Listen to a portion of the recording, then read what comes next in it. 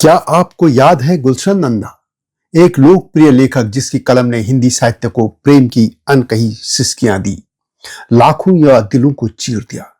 लेकिन विचारधारा की माफिया ने उन्हें लुगड़ी साहित्य करार दे दिया और यह कहकर नकार दिया। आप महसूस कर सकते हैं वो टीस जो आज भी गूंजती है। और क्या आप जानते हैं कि वो कलम का सिपाही जो विचारधारा की कैद पर खड़ा हो गया, युवाओं को छुप छुप कर पढ़ने पर मजबूर किया उसके साहित्य को, और बॉलीवुड को दर्जनों गोल्डन जुबली हिट्स का तोहफा दिया। लेकिन क्या वो टीस, वो अनसुनी सिसकी जो उसके सीने में दबी रही, आज भी गूंजती है? क्या एक ऐसा कालोसस जिसकी किताबें करोड़ों में बिकी लेकिन सम्मान की कतार से बाहर धकेल दिया गया?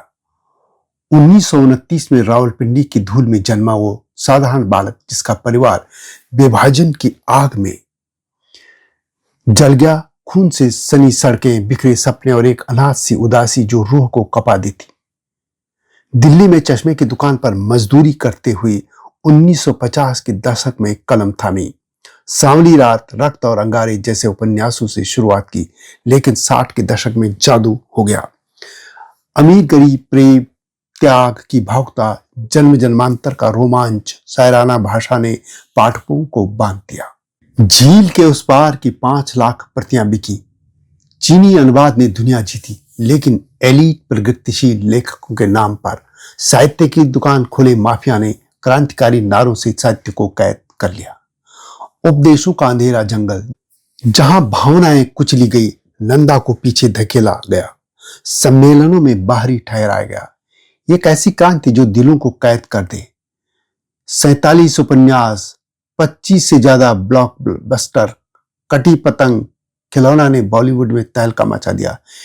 लेकिन मात्र 56 साल की उम्र में इस संसार को अलविदा कह दिया। 1985 में अंतिम सांस ली। प्रकाशक बंबई पहुंचे जैसे राजा की विदाई। आज 40 साल बाद भी नंदा अमर हैं। हिंदी को ऐसे राजा चाहिए जो आंसू से साम्राज्य गढ़े, न कि विचारधारा के बंधनों से बांधे। ऐसे लेखक को जानना चाहते हैं तो यह कहानी आपके लिए है।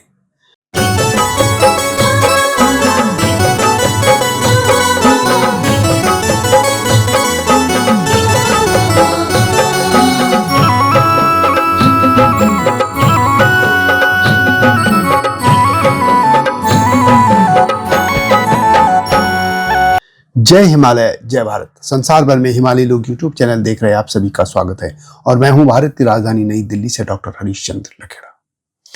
1960 से 80 का दौर युवा विद्रोह की आग, जहां मुगल ए आजम की अनारकली सीना ठोक कर गाती है प्यार किया तो डरना क्या, और गुलशन नंदा की हीरोइन चुपके से प्रेमी संग भाग जाती थी। आंसू छिपाती हुई नंदा किसी आराध्य देव से कम न थे। उनकी सफलता की जड़ युवाओं का विद्रोह था। वो सिसकियां जो बंदिशों से लड़ती, छुप छुप कर पढ़े जाने वाले उपन्यास जो माता पिता की नजरों से बचाए जाते, जैसे कोई गुप्त प्रेम पकड़े जाने पर डांट, लेकिन दिल में वो रोमांच, वो जो रूह को कपा दे। कहा जाता था ये आंसू पढ़ोगे तो बिगड़ जाओगे, लेकिन नई उम्र ने बंदिशें तोड़ी, नंदा को गले लगाया, आंसू बहाते रहे। भारत में साहित्य पर वामपंथी कम्युनिस्ट विचारधारा का कब्जा होने लगा था।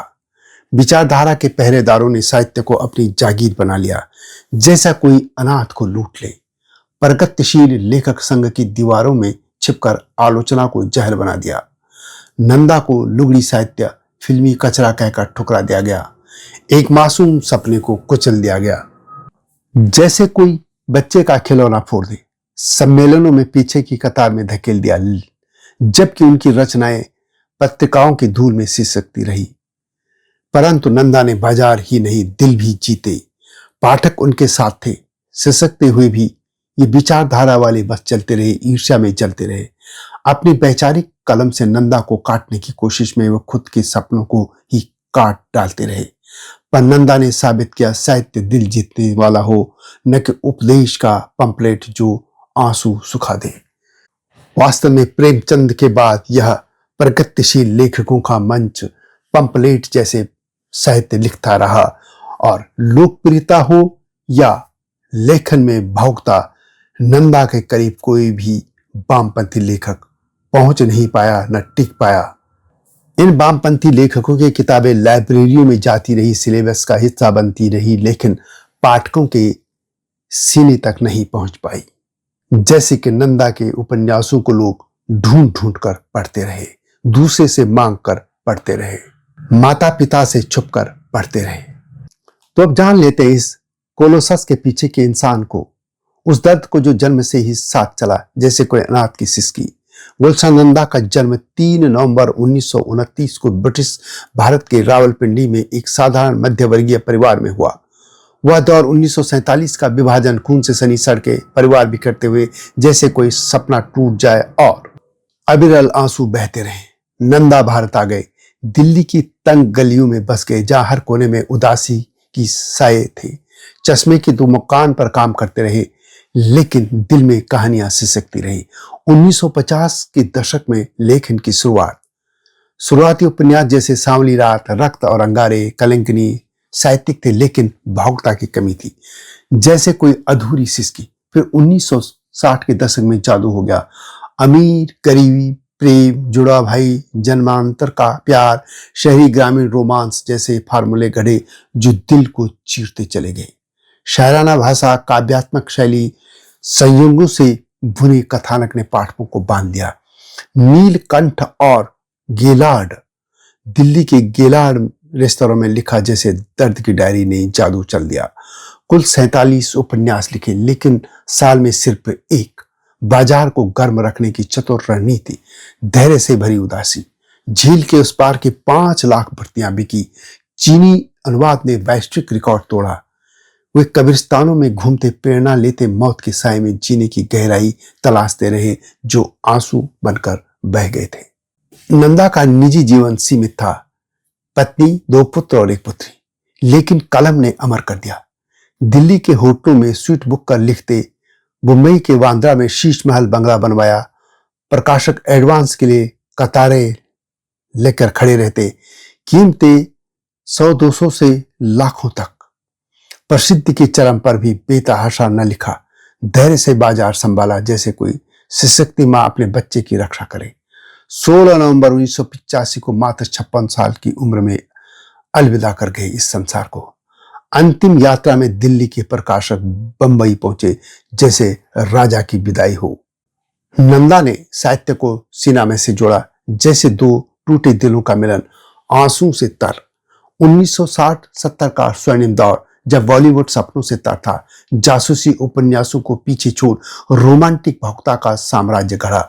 1965 में माधवी पर काजल, मीना कुमारी, धर्मेंद्र से डेब्यू जो कि सुपरहिट रही, आंसू बहाती फिल्म। अगले 20 वर्षों में 25 blockbuster, silver jubilee, golden jubilee की बाढ़ आ गई। सावन की घटा, पत्थर के सनम, नील कमल, खिलौना, कटी पतंग, शर्मीली, दाग, झील के उस पार, जुगनू, जोशीला, अजनबी, भंवर, महबूबा और मरणोपरांत नजराना, इस तरह की अनेक फिल्में थी जो बॉलीवुड में तहलका मचाती रही। यश चोपड़ा, शक्ति सामंत, प्रमोद चक्रवर्ती, रामानंद सागर जैसे दिग्गजों ने उन्हें अपनाया। पहले सुपरस्टार राजेश खन्ना का विशेष सहयोग मिला। फिल्म फेयर बेस्ट स्टोरी के लिए 6 बार नामांकित हुए। हिट फिल्मों पर किताबें छपी जो बिक गई। नंदा का नाम हिट की गारंटी था, लेकिन बाद में सलीम जावेद की उदय से उनको चुनौती मिली। उन पर आक्षेप भी लगे कि दाग थॉमस हार्डी से, कटी पतंग विलियम आयरिस से, जोशीला जेम्स हेडली चेज से प्रेरित हैं। फिर भी वे मौलिक थे, हिंदी को ग्लैमर दिया आंसू का।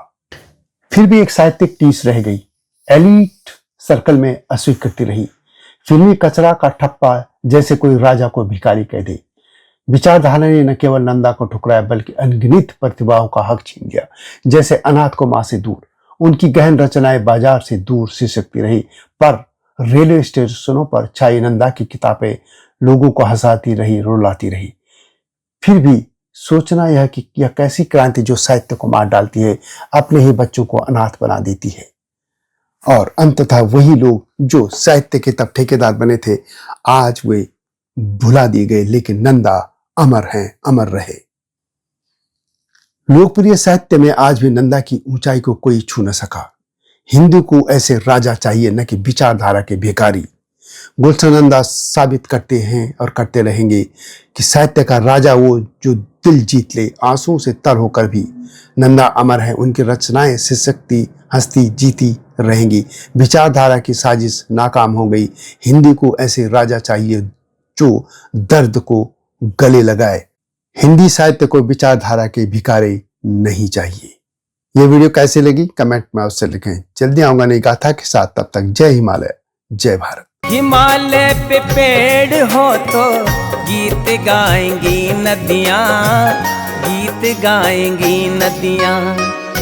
पेड़ों पे चिड़िया है तो गीत गाएंगी नदियाँ, पेड़ों पे चिड़िया है तो गीत गाएंगी नदियाँ।